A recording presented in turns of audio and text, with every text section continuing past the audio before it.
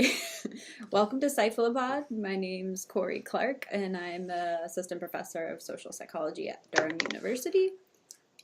And this is my co-host. As always, the wine card at an undisclosed location in Marietta, Ohio, because I am a professor at Marietta College. And we have been on hiatus for 3 weeks or something? Something like that.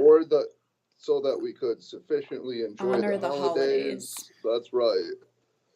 But we are back. If you're listening to us on iTunes, which all maybe 80 of you are, give us 5 It's stars. like so that 150 other by people, now. all right, possibly 150. Tell your friends about us and give us 5 stars. Yeah. If you hate us, forget I Don't said review this. anything. Yeah. That's right. Today we're going to talk about civil discourse, which should be everyone's New Year's resolution, I think, to be better, to have more productive conversations with people you disagree with. And I have a clever title for us, which is We Couldn't Agree on a Title. That is so hilarious. We respectfully think of disagreed about the title. There we go. That's better. Okay, done. Why don't we say what do we actually mean by civil discourse, perhaps, before getting into this? Yeah, so what we mean by civil discourse is basically just having conversations with other people that I guess you don't have to disagree with them, but we're going to mostly talk about in cases where you do disagree with the person you're talking to, and being cordial, not getting angry at the person because they don't share your political views, your religious views, or whatever, and probably actually listening to them and caring what they have to say, being open-minded, and I guess listening to the information as though you actually are trying to learn or be persuaded and not just trying to scream about your own political identity. I would perhaps qualify that by Okay. noting that I think probably people can engage in civil discourse and be angry. So people can get in angry fights. I think They can, but I think you're running a risk there because not everybody feels good when they're being yelled at. And so I think you're not being super well, of course helpful. not. Of course not. But it's important to note this because a lot of people say, oh, all this concern about civil discourse. Discourse has always been raucous and we should have raucous disagreements. I totally agree. I think the important thing is to distinguish, I'm going to follow Arthur Brooks here, to distinguish anger from contempt, right? So contempt is when you don't even want to engage with the person and you utterly dismiss them. If you're angry and you're still engaging with the person because you actually want to understand them, I'm going to count that as civil discourse, so long as you're not insulting them gratuitously. Right. And I would probably count that, but I would say if you're capable of keeping your cool, that's probably more likely to contribute to a productive conversation because your conversation partner might not like it. Yes, that is true. That's fair. So do we have a crisis of civil discourse? Because I keep hearing about one. I think a lot of people think we're having one. I think I kind of think we're having one. I actually don't know if people are debating this issue. Does anyone think things are fine? And it's just, I guess people debate whether things have gotten worse. That. Some people think this is normal and we're getting along just as well as we always have. Correct. And other people think we're getting more and more hostile towards others who disagree with us. I would like to forward, this is an argument I've heard that I think is fallacious, which is, oh, all these people have this wistful nostalgia for a time period that never existed. And if you go back to, say, the founding fathers, they were incredibly vicious with each other in debate. And all of that is true, I think. I don't know if civil discourse has got worse across time. But even if that is true, it doesn't mean that we shouldn't attempt to improve things. Also, we communicate in completely new ways. So a lot of these conversations happen on Twitter. We didn't have Twitter back in the day, so we need to figure out how conversations can happen productively on Twitter, Facebook, wherever people are getting in fights Right. with other people. The founding fathers didn't have to worry about that. And They did not. and it wasn't so many, I suppose, everyday people engaging in these conversations with That's total right. strangers. Yeah, I think that is probably the well, one big difference is the sort of democratization of Mm-hmm. political debate.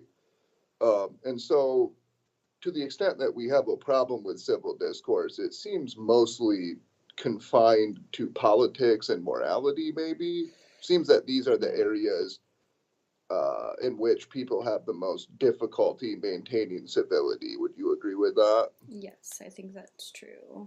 And once something is sort of a controversial issue, it becomes a moral one, it seems. Is that right? Yeah, Or are they I think moral to that's begin probably with? right. I think if we're well, we should, I guess we might ask, why does it appear so difficult to maintain civility in these kinds of conversations, whereas certainly, say, amoral factual arguments, did player X do something in 1988, they can get angry, but I just don't feel as though people have the same kind of breach of civility in those conversations that they do in moral or political conversations. Yeah, so I think the reason you have some, well, there are probably many reasons, but one reason is that people care about their political tribal identity, so they want everyone to know that they're liberal or conservative so that they can be well liked among their own in group. With morality, everyone cares about their moral reputations precisely because other people care about people's moral reputations. Um, so you want to appear morally, not necessarily morally superior to other people, but you at least want people to think you're morally good. And again, that would be within your political in group. So if you're pro life, you want people to know that you're pro life. And the way you can show that you're very pro life is by getting really pissed at people who disagree with you publicly. So I wonder, I had this conversation with one of my friends, Andy Monash, yesterday. So we were talking about Hi, one Andy. of a favorite listener of ours. One breach of civility that often occurs in these conversations is the imputation of malicious motives to other Mm-hmm. people. So if I disagree with somebody about abortion, for example, instead of thinking that I'm a good natured person who's attempting to arrive at the truth, they might think that I hate kids, or I'm a hippie and I'm just caught up in allowing women too much autonomy, or whatever it may be. Now, I actually think, though, that here's the difficulty with this. Those attributions are probably rational in this sense. So let's say you hold a political opinion. So you think that the tax rate should be, I don't know, 30%. Mm-hmm. And it seems transparently obvious to you that that's correct, right? So you hold the opinion, you're like, obviously it should be 30%. Somebody else says that it should be 70%. Mm-hmm. Okay, well, from your perspective, you have the transparently obvious correct position, Mm-hmm. and they have the wrong position. Right. So, how do you explain how they arrived at the wrong position? Well, one thing you could do is accept that you might be wrong, but that's really hard to do. So, if you don't do that, then it could be the other person's ignorant, an idiot, or is motivated by other uh, exogenous motives, right? Things that actually don't have to do with the truth. Does That that seem fair to you? that's true, but I doubt that that's what people are actually thinking when they are imputing motives to others. They're not thinking, well, if you disagree with me and I'm so obviously right, rationally I should conclude that you're a bad person or you don't care about humans or something like that. I think probably people are just Well, like, I think that's a mischaracterization of what I'm saying. I'm okay. saying if you think that your position is obviously correct, so take the tax rate one, and you're trying to explain why somebody else holds a different position, Mm-hmm. how can you do that? Well, you can't think, well, you could think maybe I'm wrong, but that's hard to do. Mm-hmm. And also, you probably just think you're right. That's why you hold your position. So, what other options are open to you? What other rational options are there? I mean, I think probably the easiest thing would be just to assume that you're getting your information from bad sources, because probably many, if not most, available sources of information these days are bad because you're getting them from everyday people, I right? mean, I suppose that's possible, but why would you believe the bad sources? Well, it's pretty easy to think must be the person's an idiot, or must be the person just wants other people's money so he or she can spend it, right? I think there is something to that. Maybe we can get back to that, but I think that's probably more of like an argumentative strategy to convince other people that that person's wrong, and that's not what people are actually thinking. Oh, it's hard to know what people are thinking. well, People don't even know yeah, what they're thinking, so. possibly we can get back to that, but I would just point out right now that some of these attributions might be more rational than some people believe, at least possibly. And then we have to get at, well, what do we do? So I think that's where the humility comes in, which we'll talk about in a bit. So your contention was this is hard because a lot of this stuff is really crucial to a person's identity Mm-hmm. and to their tribal identity. Mm-hmm. And if somebody else has an opposing tribal identity, then in some sense those tribes are competing for status. Yes. Yeah, But you're also competing for status within your own tribe. And you can gain of status by course. being loyal, Right. which you can do by criticizing the other group. Yeah, so in Yeah. some sense, if you're on Twitter and you go on a rant about social justice warriors or alt-righters, right, Yeah, then you're declaring your fidelity to this tribe and right. trying to enhance your status to the tribe. Yes. Yeah, even though you think you're just, I don't know what you think you're doing. You think you're sharing really important information, or Right. you're trying to persuade people, but you're probably not trying to persuade people, because the people who already agree with you are going to like your argument, and everyone else Right. is going to think you're Yeah, hard being a to imagine jackass. that, right? Hard to imagine that going on a Twitter rant about how social justice warriors are ruining the world would persuade social justice warriors that maybe they should reconsider their life like decisions. Right, which is So, why I think people, granted, I don't know if this strategy would help at all, but people should be more reflective about like what are they actually trying to accomplish when they have these conversations, and yes. do they genuinely believe that what they're saying is going to be productive? And I'd say 99% of the time the answer is no. I'm not sure that I'm willing to go 99%, Okay. but it's probably a high percentage, yes. So this is what Robert Wright would call mindful tweeting. And I'm not into the mindfulness so much as Robert Wright is, but I do like the idea that you should, before you fire off that tweet or Facebook post or text message or whatever, you should think about what am I actually trying to accomplish, Mm-hmm. as you said.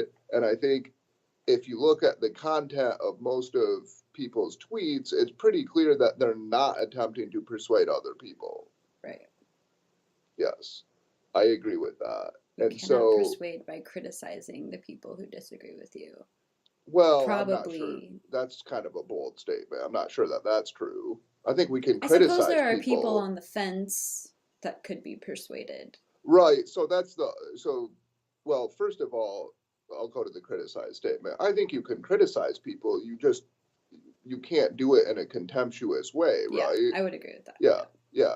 Yeah. And then that's the other counter argument to what you said, I think, is that, well, really the debate or the rant, it isn't the intended audience isn't, in this case, the social justice warrior. It's the person on the fence. And so biting satire in some kind of debate might be useful, because the fence sitter might be like, yeah, it is kind of ridiculous. So you think SNL has changed anybody's political opinions? It's possible. I don't know about that one, but maybe like certainly Voltaire probably changed people's opinions about organized religion and a lot of other things, and he was clearly very sardonic. You didn't bring Voltaire with you, did you? Pardon? The dog Voltaire. Oh, we're not referring to the dog Voltaire. Um, okay, so is this important though? That's the next question. Are we just exaggerating? Are we, blowing up some problem? It's not, it seems to be buzz phrases, tribalism, civil discourse. Yeah. Is it that important? And why is it important?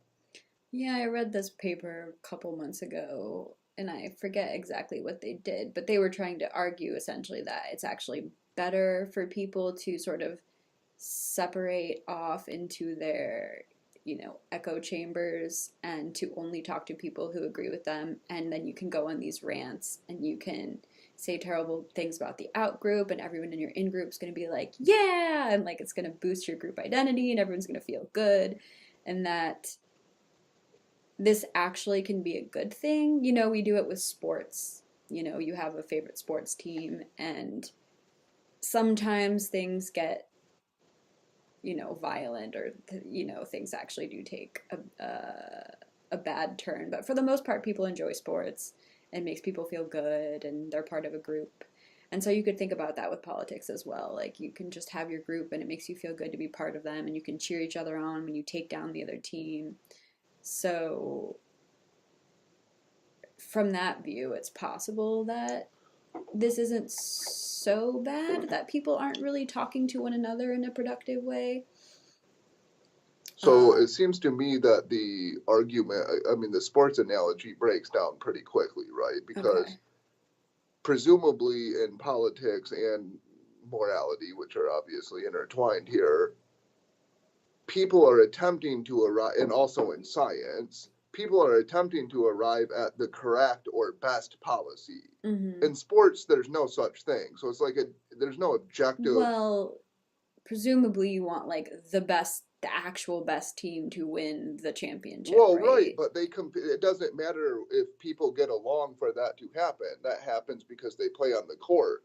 When it comes to, let's say, political policies, it the debate matters, because if all you're doing is one side is, clubbing the other side metaphorically and winning, and then enacting their policy without listening to input from the other side, or without filtering it through vigorous debate, then it might not be a very good policy. In fact, it's almost guaranteed to be a bad policy. Same thing in science, too. So if we all just retreat to our epistemological cocoons and hang out with people who share our views on the world, we're not going to learn anything. And in fact, not only will we not learn anything, but our own distorted and grotesque visions of realities are just reinforced by people. Yeah, I would agree with you that in an ideal world, the comparison wouldn't work, but I'm not sure that's really what's going on, right? In politics, I think people probably do care about winning, Of course oftentimes they more do. than they care about what's actually best. I mean, they pretend that they care about what's best, but what they really might care about is their team winning. I totally Um, agree. And so in science, and if you for could measure example, that, then I think you would find that. So yeah, I don't disagree, but I think that's actually all. I think that almost makes my argument stronger. So take a different example. I think that in science, I'm not saying this is the conscious motivation, but subconsciously, or however you want to, whatever term you want to use, scientists are motivated by status. They're mhm. not motivated by some benevolent, dispassionate interest in the truth, right? That's Sadly, exact no, yeah. right. That's exactly why you need contentious disputation, because people who are motivated by status are not going to arrive at the truth unless you set up the institutional structures that makes the truth uh, lucrative for your status, right? And also you set up structures in which it's adversarial. So I would say your argument actually adds to my argument. Right, but what I would say is that for on an individual level, it's the Mhm. same probably. On a group level, we hope it's not the same. So What's the every same on the individual individual just wants level? to, they just want to win. They want to be the highest status Sure, person in their group. They want their team to win. correct. We hope that in science, we're trying to seek the truth. And we have created, like, science is supposed has a reputation for caring about the truth. That's the whole point of science, right? So because it's tied to that, people have to pretend as though that's what they care about. But that's probably not what individuals actually care about. Yeah, I agree with you, Yeah. but your point going backward, what I But was what I'm trying to say what I is that mhm, for individuals, it might yeah. be better for individuals to exist in a world where they're just working within their in group, they're not having productive conversations across the aisle. But for the whole, it's probably better if people actually engage in civil discourse. You understand what I'm saying? Yeah, I think I agree with that. Yeah, I That's think you're why agreeing with it too. individuals, right, but I'm just saying the sports analogy totally breaks down because in sports there aren't negative externalities, there aren't as many at least, from people being tribal. Well, let's not People get can, stuck up on that analogy. It doesn't really matter. The issue is it better well, it for matters because people? I thought that that was what the article forwarded.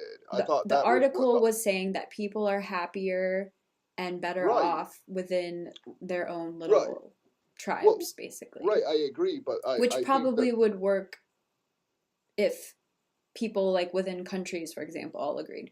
If everyone who had to agree on a policy was in the same in group, that might work. But we live in a country where you have at least two groups of people who have to agree on policies, and that creates problems.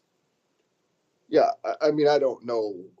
That's an empirical question. What leads to the best policy? I guess the reason I think the sports analogy is useful to see why this argument is so bad is because in the sports analogy, yeah, so it does feel better. Of course it does. That's why people do it. People like to be surrounded by Golden State Warriors fans if they're a Golden State Warriors fan. Mm-hmm. Similarly, most people like to be surrounded by people who share their moral ideology. Do you think The people would be happier if we could get, let's say, all the Democrats on the East Coast and all the Republicans on the West Coast, and they yes, could split the probably. country in half and then Mhm. create their own policies in those two countries? And it's if they actually could split off and be able to create their own government, would everyone be happier? I would think at least for Pro a while, yes, everyone would be happier. yeah, again, I think I'm we must be talking past each other because I agree that people would be happier. The problem is it's sort of one of those smart for one, dumb for all problems. So, like, yes, it's good for each individual to get into a moral, ideological cocoon and they'll feel Mm-hmm. better. It's worse for society as a whole because then first of all, we have to live with other people. Otherwise, we'll just split into like tiny factions. But second, you also do lose out on dynamic debates that are important because they might lead toward a better policy. And in science, especially, this is the case because it might lead toward the truth. Right. I mean, I would say it's probably impossible to know because what would end up happening if the Democrats and Republicans split off into their own little mini countries, you would end up having different kinds of debates within each group, Correct. Yeah, that's right. and they would be maybe more similar to each other than the debates we're having right now, but you Right. would still have debate. They would just be different But sorts then of they would just debates. exaggerate those differences. So then you would get Yeah, like the probably. Ocasio Cortez faction versus Sure. the Joe Biden faction Yep. or whatever. Yeah, that's absolutely correct. So I guess my argument would be it's really important to have to learn to engage in civil discourse because debate actually helps us arrive toward the truth, and we care about the truth in certain domains, political policies and science. Now, when I say we, I mean the royal we. I don't think I agree with you. I don't think individuals generally care about the truth, which is actually Well, precisely why probably you have to some have do, debate. some do, Sure, but yeah. sure, absolutely. Some do, but most people don't. And even the people who do, the reason they're doing politics and science isn't because of truth. It's because they want status or whatever, and that's perfectly fine. I'm And not we should denigrating we that. should say also that people are, because they at least have to pretend to care about the truth, they are constrained by the truth. So everyone does care about the truth to some degree. Hmm. But Yeah, no, if they can get away with, pursuing their own interests, then they will, and not be called out for being irrational or clearly like saying something that's wrong. yeah, that's a really good point. The fact that we've made the notion of truth important, Mm-hmm. in some sense, binds us to at least pretend we care about it. I think that's probably one of the most important things we have going for us now, is that if you say something blatantly wrong, people will call you out, and that's a good thing because people actually do have to care. That's why we have these fact checkers now. And They granted, will. the issue is with politics is the truth is almost impossible to know in many cases. So Yeah, the truth is difficult to ascertain, and in science as well. you can take somebody such as Trump, or, well, let's just stick with Trump. The many mendacities he utters on a daily basis don't seem to matter too much. Yeah, but I think that's because he actually doesn't care about his reputation in some. Well, No, he doesn't. I don't Not know. for truth. He's weird. He's an Yeah, unusual person. that's Um, fair. yeah, but anyway, I agree with you that I personally think civil discourse is really important. Some people might say it's not that important, but I agree. If we really do share a common goal to come to the best policies or to know what's actually true about the world, as many of us would at least say that we do, then it is good to have debates between smart groups of people who have different ideas and different information. And it's, I mean, I think it's particularly crucial to have these debates without contempt and Mm-hmm. without making nasty attributions toward the people with whom we disagree. And I think, because I think that when you turn something from an empirical policy debate into a character debate, it's inevitable that the other person is going to get angry or hurt, or most likely both, Mm-hmm. because you're attacking the person's character. Furthermore, if that's really like the best you can come up with, then maybe you should consider if your argument is so great in the first place. If you can't defeat them with your information and you have to call them a bad name to try to win, that says something about your position, possibly.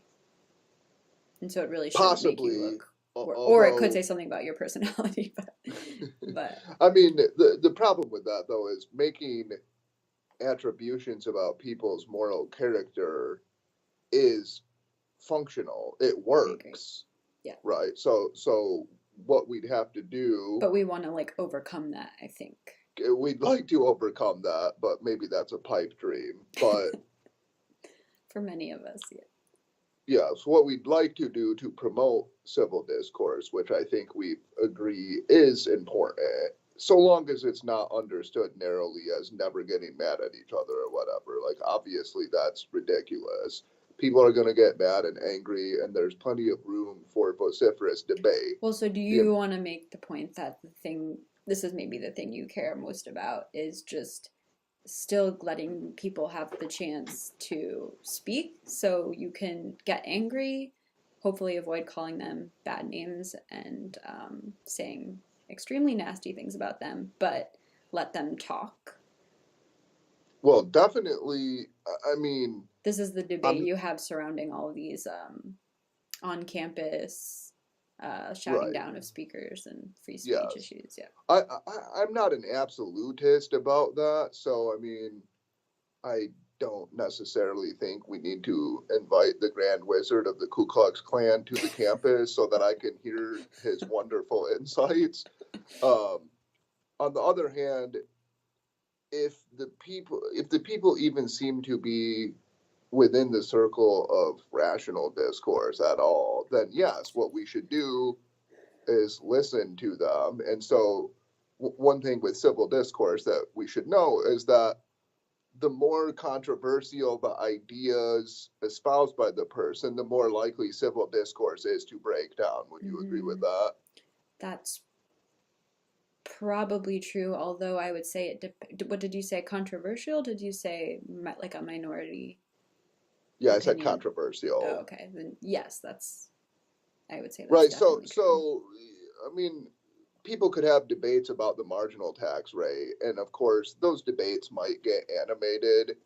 But I don't think anyone's calling, well, maybe some people are, but people wouldn't say you should shut down Cortez from campuses because she's proposing a 70% marginal rate, or conversely, that you should shut down, say, I don't know, somebody who would propose a 15% top marginal rate. Right.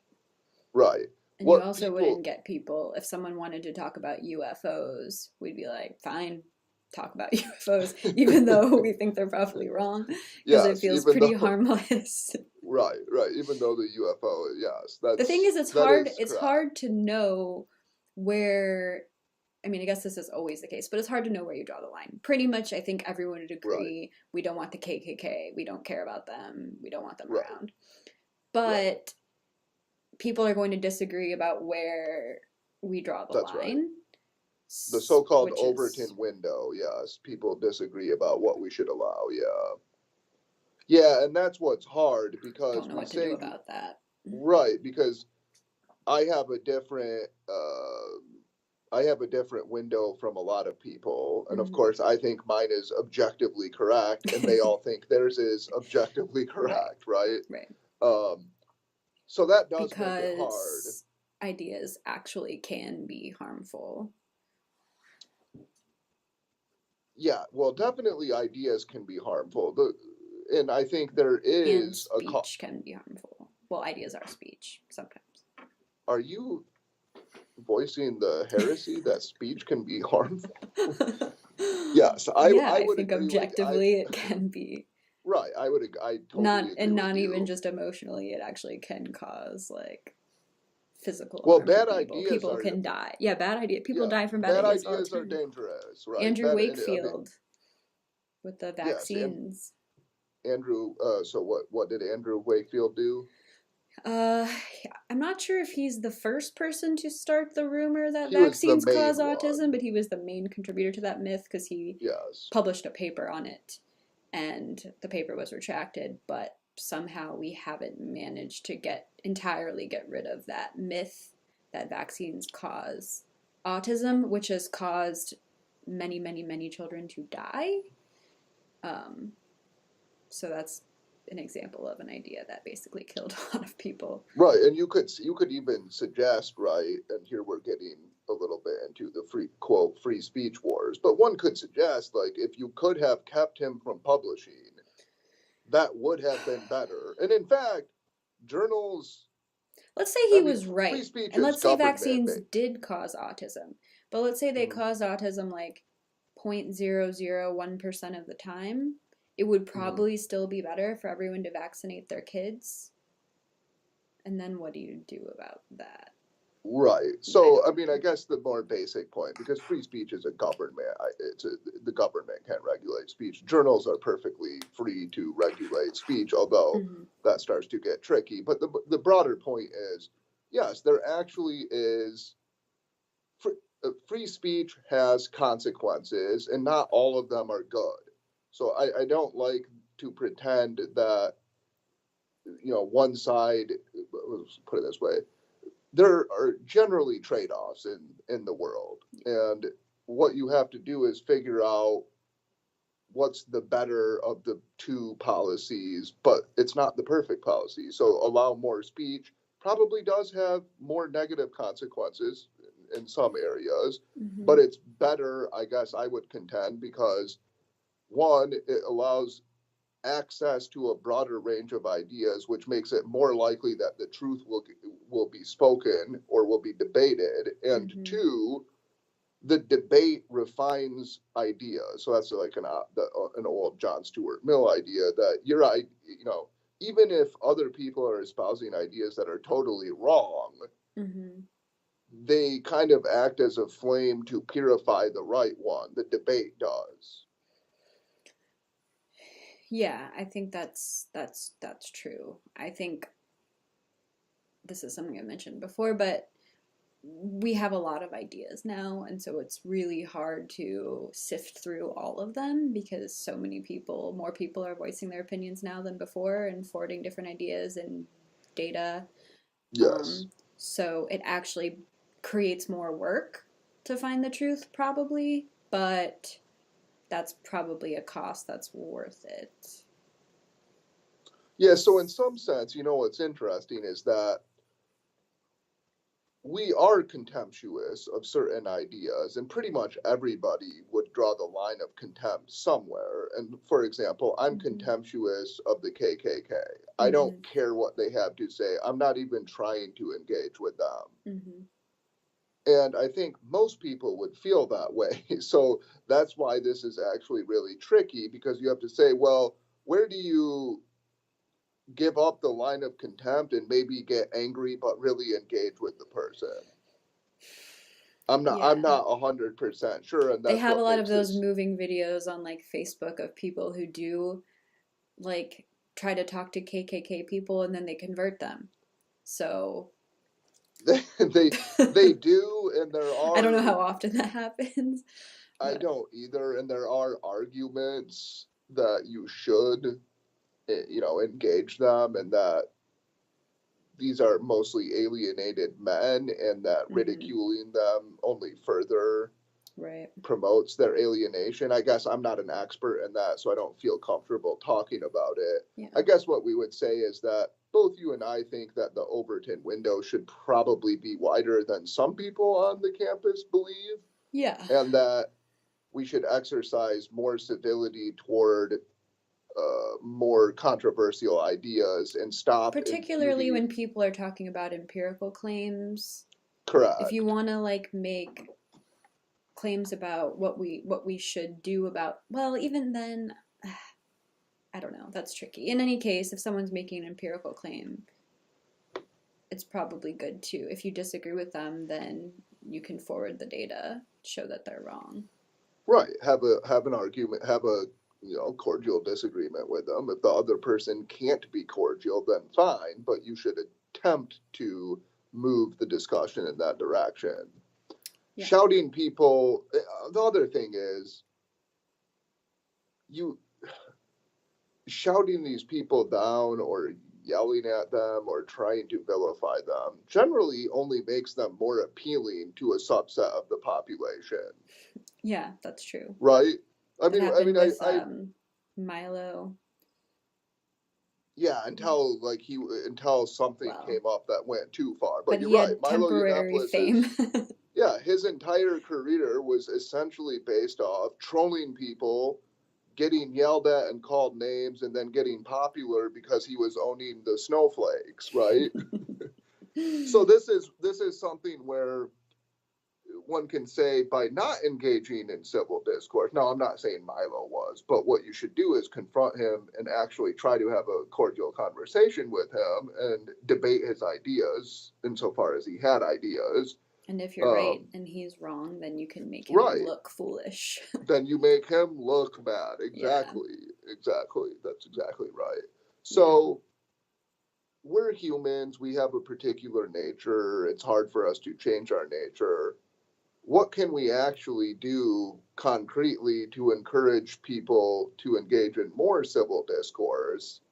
And is there any empirical evidence on this? Do we know anything that actually works? Yeah, well, I'll start with one, which I don't actually know. Well, I'll maybe get to that. One is just a personality characteristic that you and I have discussed many times. What is this thing that some people seem to have and some people don't seem to have, which is this ability to have discussions and not get really upset and not start to hate the other person you're talking to, not ruin your friendship with the person. What is this quality?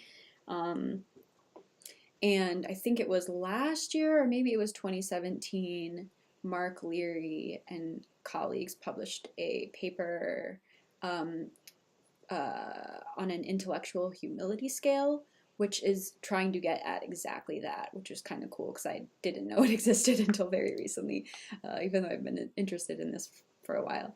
But it's just questions like, you know, how, like, are you willing to admit that your ideas could be wrong? How interested are you in finding the truth?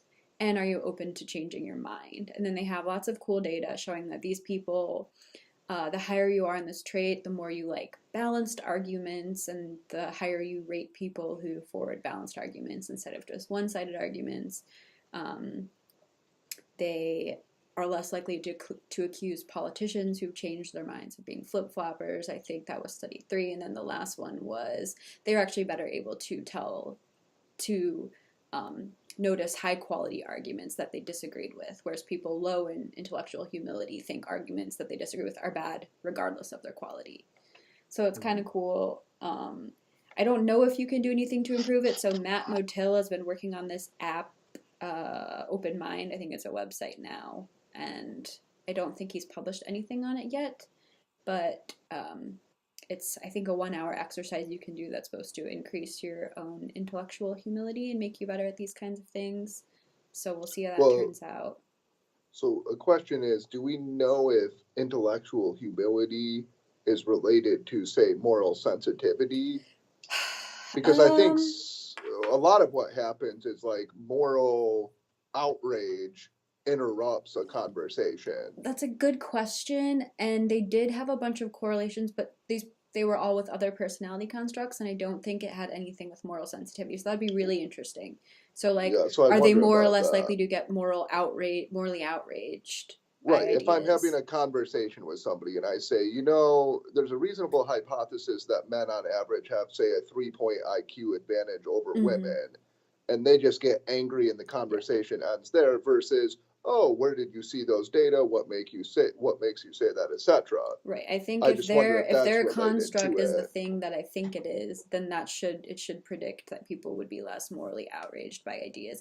I mean, they did have some items similar to that. I think they rated the morality of speakers who disagreed with them, maybe, and they were less likely to evaluate them negatively.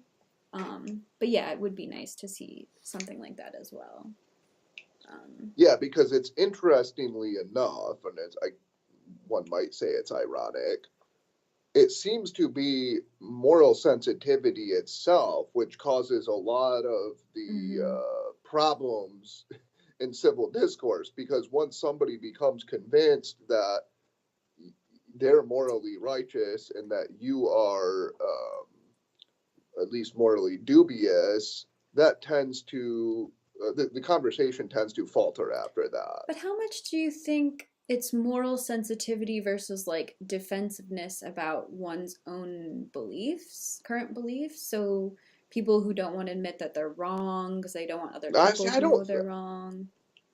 I mean, it's some of both probably, but I honestly think, so what I try to think about when I see somebody railing against, say, the science, sexual selection and sex differences, let's say, against the notion that there are genetically caused sex differences, I see somebody railing against that. And I really think the feeling that they have is the feeling that I would have if I read like a KKK post or something. They're that offended by those ideas and believe they're that pernicious, and how we shouldn't even engage these ideas from that perspective.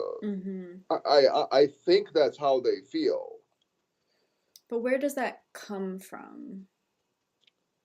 It has to be some kind of identity thing. Moral, where does it come from that if I said, hey, we should all get together and sacrifice 22 virgins in Marietta, of course people would be, I mean, they'd think I'm joking, but if they thought, oh no, he's serious, they would be outraged by that. Well, where does that come from? Yeah, that just I comes mean, I from really liking virgins. yeah, it comes from Yeah, just like innate whatever moral intuitive psychology and moral. Yeah, then taught ideologies. But it yeah, is so in some sense, like hypersensitive moral values actually tank civil discourse, probably pretty often, in fact. yeah, yeah. So that's a good question. So it would be interesting to look at this intellectual humility scale and look at something like that, and then also maybe like defensiveness about one's own identity or something like that. One thing I've wondered is whether I think I've had reasonable success with this strategy, which What, is getting other to, people to engage with you? yes. Okay. So when I'm engaging with somebody else, I like to point out that if you eliminate the moderates from a conversation, it's actually counterproductive. If you So eliminate the moderates, yeah, the moderates from a conversation. So let's suppose that we're talking about like group differences. So okay, if you try to make that out of bounds and you crater civil discourse about it, then what happens is only the extremists will talk about it on mm-hmm. either side. Yeah. And I actually think that's counterproductive because it makes the ideas, it presents them in the most sort of invidious way possible. The Right. exact opposite of what you would actually want to do if you care about social justice. Yeah. So you So want that's responsible people who actually have good intentions and correct. who care about both what is true, but also what, they're not trying to harm anyone. Right. Um, They're judicious, etc. And um, so I guess there what you're doing is you're telling the person with whom you're having a conversation, we share the same values. I care about social justice, you do too. I just think that your strategy is actually counterproductive. mhm. So Yeah, so that might be one I way think that's of right. forwarding civil discourse is to make Mhm. sure that you affirm the values that you agree on first.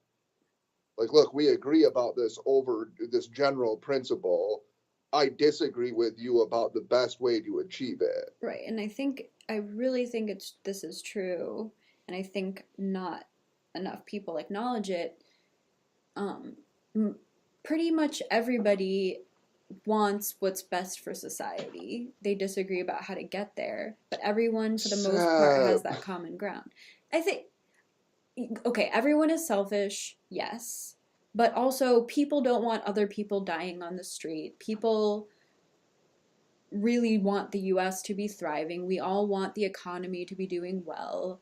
We we don't want people to be suffering. We don't want people who can't afford health care to, as I already said, just be like dying on the street in front of us.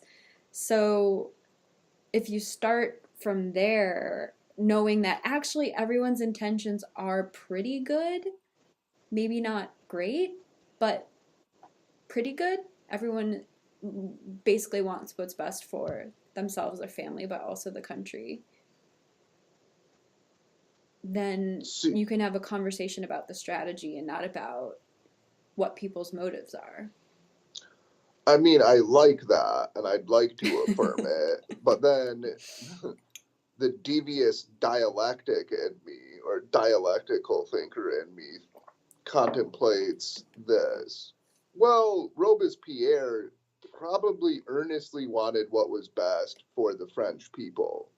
And when they were guillotining, you know, hundreds of people daily, they were thinking, this is how we achieve the best society. This will be better Yeah. for more people. And it didn't stop the guillotine from cutting off Yeah, many, that's many, true. So many you'd say heads. like throughout history, people have always kind of thought they wanted what was best, and it's Right. led to horrible, horrible things. The Everybody path to thinks hell it's is paved with good intentions, as they right. say. Yeah. I mean, it's not as if Hitler woke up and thought, I'm going to be an Yeah, Hitler's a asshole. hard one. What was Hitler? I guess Hitler really did think Yeah, he he was thought he doing. was doing the best for the German people. Yeah. Yeah, I mean, it's not, he didn't wake up and think, I'm going to be like a complete mad nihilist and destroy everything good in society. And I mean, obviously, Okay. there are myriad So examples. So yeah. So the you're question right. You're is, right, but does these are extremes, right? Like like probably most politicians, I mean Trump obviously, he's also an extreme person, but like for the most part, everyday people probably do want what's best for society in a less But no, uh no, but we agree on the principle. We agree yeah. that people want what's best for society. I'm I saying think it that can be doesn't mean that a can be a lot. useful assumption when you're engaging with Okay, someone. I agree. I agree, but If they start it's saying we should commit genocide, then you can roll it back a right. little.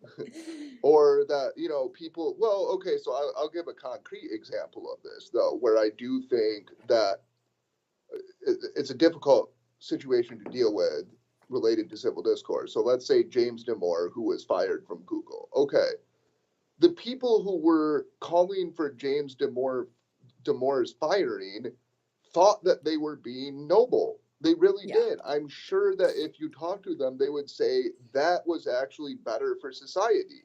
But that Now, doesn't my help you sympathize with them because it helps me sympathize with them. I don't think it does a lot. No.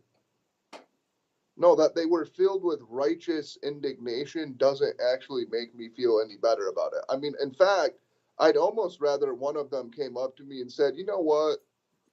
I just want to see this guy fired. I don't really give a shit. I think it's actually probably the wrong thing to do. Yeah, The because then that fact that, would strengthen your position, right? So, well, I mean, if they were just being cynical, you might be able to reason with them. The fact that they believed earnestly and fervidly that he should be fired actually made them more dangerous. Now, what I think you should do in that case maybe. is affirm that you agree with those people that we should care about sexual inequality, about disparities between the sexes, but that Damore wasn't harming that, and that if you want most to care about that, there are better things to do than to get some engineer fired from Google. That's what I would try to do. There probably are, yeah. But I guess the point there is that noble intentions actually can be more dangerous in some sense than cynical intentions. Yeah, I'm not so, certainly sometimes that's true. Yeah, I don't know if Yeah. as a rule that's probably not true, but yeah, it I can kind be. of like cynics. Cynics just go where the money is. They actually want social stability because it's good for the pocketbook. Yeah. But yeah, I don't know. Those are empirical questions anyway. But Okay. so we're saying intellectual humility. Mm-hmm. We're saying affirmation, at least, of very general principles that we should all agree with. And then um, one thing that we talk about a lot that's important is making people's identity Mm-hmm. associated with being like judicious and rational and not dogmatic. Yeah, making that their most important identity rather than being, I am a liberal and that's basically giving me all of my meaning to, I am a person who cares about the truth, who is rational and fair and balanced, and making that people's most important identity. And then they can feel good when they pursue that. Um, and hopefully other people reinforce that. That's the issue is you need other people to reinforce that Yes. personality trait and others, and they do, I think. Um, some people, I think now there's kind of like a new movement for people who at least claim to be people who care about the truth and who are balanced, moderate or Right. whatever, the John Yes. Heights of the world. Um, but yeah, making that people's most important identity, then they'll want to be more like that. Yeah, and I think the important thing about that also is that when you make that your public identity, and so like say like Height has been almost gaudy in making that his public persona, if you will, right? And that's good, by the way. I think that's a good thing. What that means is that he's essentially committed himself to this in such a Mm-hmm. way that if he doesn't follow through on it, it's easy to call him a hypocrite. In fact, So many I people are calling him many hypocrites many for people do, various things yes. now. Correct, but I think it probably makes him more judicious in his responses to Yeah. criticism, for example, because he realizes that if he gets snarky or whatever, then people will say, you're being a hypocrite. Mm-hmm. I think that's probably true. I think we want to reward people when they say um, they don't know, or maybe, or people who, you know, don't jump to conclusions before. I mean, the thing that causes me some despair is that I Mm-hmm. really, really doubt that it's Height's penchant for saying I don't know or I have to consult all the data that's made him popular. I don't think that's why he's popular. He's Well, he's popular popular for because various reasons. sure, but I'm saying like I fear that it's still a tough slog to attempt to get public status by Mm-hmm. saying I don't know, I've changed my mind, I need to consult the Who is the like evidence. most famous person who really truly does seem to be like that? Who's just kind of like humble and It's a good question. Paul Bloom seems like that to me sometimes. I agree. Yes, I agree. I mean, I could name lots of people with who have pleasant dispositions and are willing to admit that they're wrong. I don't think that's why most of them are famous, though. Yeah. Right. So I don't think that's Well, what that's you need to change the demand in order to get the supply, right? So this that's a is this fact. is on all of us to like No, people's tweets when they admit they don't it know something. absolutely is. It Yeah. absolutely there's if we could get more people to like Height for saying, you know what, I don't know, it's a really tough problem, than for Mm-hmm. saying the millennials are coddled or something. Sure. Doesn't matter if that's right or wrong. It's just clearly that's more popular and people like that Right. more than a Or his propensity. posse likes it anyway. Yes, Yeah. well, yes, yeah. But yes, this is important. So this is on all of us, and you're right. Mm-hmm. I mean, it really is a demand problem.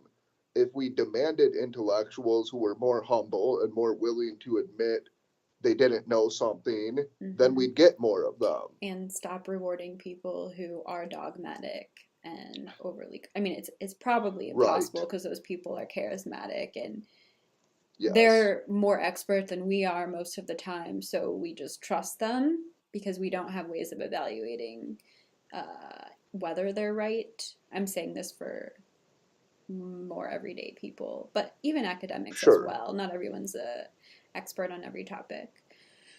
Um, so yeah, obviously Well, it's a challenge. there Sorry, are you can go people ahead. who are transparently not experts, such as say Charlie Kirk or Candace Owens, who make a living off of just doing absolutely like wildly tribalistic tweets that get hundreds of thousands of likes. And you know what? We're probably not going to get rid of that. We just have to accept Probably. that. Yeah. But you cannot participate that, and you can Yes. participate in promoting people who appear intellectually humble and people who change their mind. That's something I like too when you see an academic admit they were wrong about something. This can damage a person's career, and it's hard to say like how much a person should suffer for that. But um, What were you wrong about? That was the greatest thing you think you were wrong about? in my whole life, or like in just in we'll kind of recent years. we're winding down, right? Yeah, we're winding down. Okay, so we can wind down by attempting to flex our own humility muscles. Yeah, well, like I think I used to believe in God when I was younger. I think I Okay, so this is like when you officially were changed my mind 16. when I was like, but I don't think I like really officially changed it until I was 17, even though I think I started to think about it when I was like 13 probably. Isn't this kind of like a humble brag? Like, yeah, I was wrong once when I was 12. No, I'm sure I'm wrong about. I mean, I've pretty much like everything in social psychology that I thought was real at one point, and now I'm just like I don't know what to think about anything. But I mean, Um, right. But like, I guess what I'm getting at is like, what's the most like meaningful thing? hmm, Something that, so like to me, it was a path from, I would say, political radicalism to quasi-conservatism, at least centrism, and that was a slow, I would say, painful path. But one thing that I learned along the way is the importance of not holding beliefs too firmly and of not making hmm, them important components of your identity. Because yeah, when you don't, and you just like, okay, just keep in mind it's an empirical question, how, what the tax rate should be, or hmm. how much government intervention there should be in the economy, etc., then you don't get, it's not as painful to give up some position or another, and you're willing to pay more attention to the evidence and give it full weight. This is a point I've made before, but I want to make it again, which is that given the ambiguity of many political issues, these should probably be the beliefs we hold like the least flexible or the most flexibly. Like they should be ones Yes, that we're right, really willing to change our minds on because given that there are like very many smart people on both sides of most political issues, they probably both have good reasons for their positions. And so, right. if anything, we should be very willing to have these discussions and to change our minds, and we don't, which tells me that, yeah, it's basically entirely a tribal issue because these aren't clear cut things like, I don't know, what's something that's really clear that humans breathe oxygen or something like that.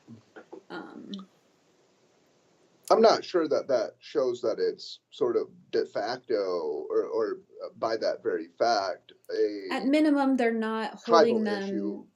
Humans didn't They're evolve to. not holding them that strongly because the data are so obvious.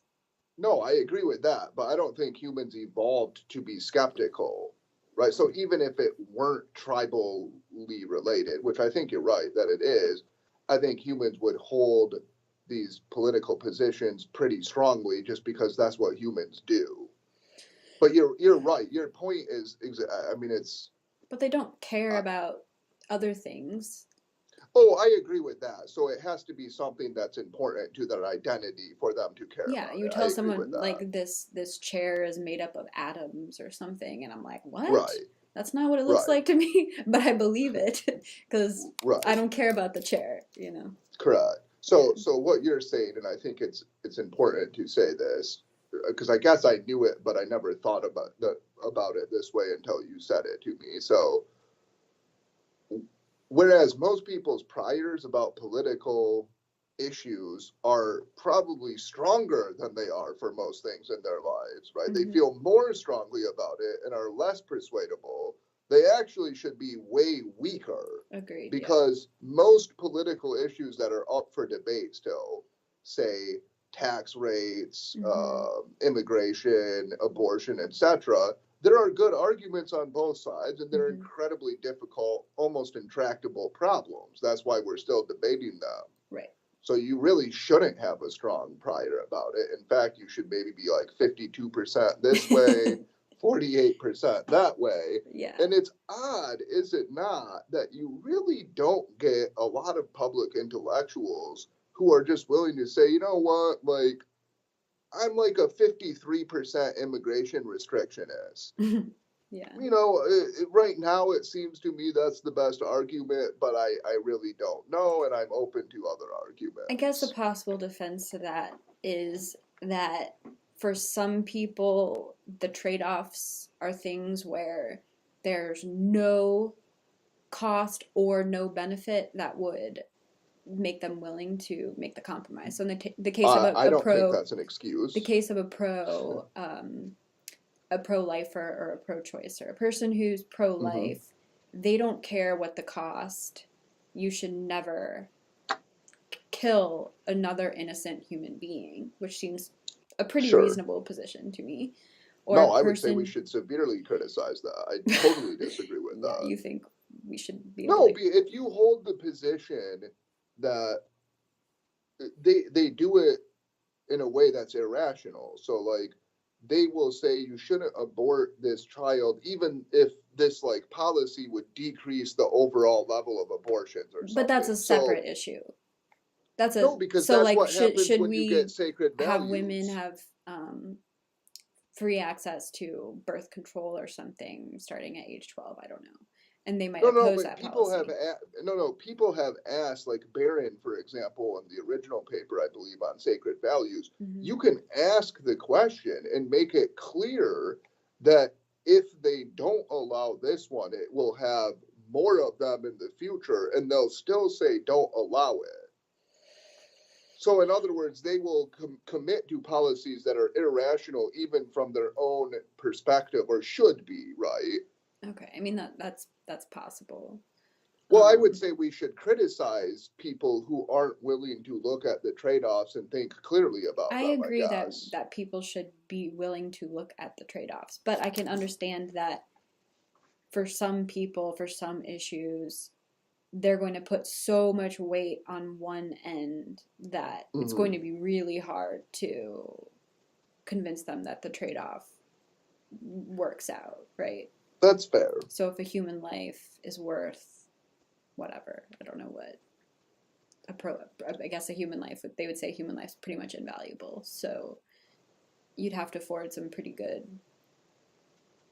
I think it's worth like $12 on a good day. $12. Yeah, okay, that's fair. That's fair enough. I guess I don't. Sacred values I see as a severe obstacle to rational discourse because. And I would agree with that, and I think that's rare. That's probably not usually the case for many political issues, but for some I can understand.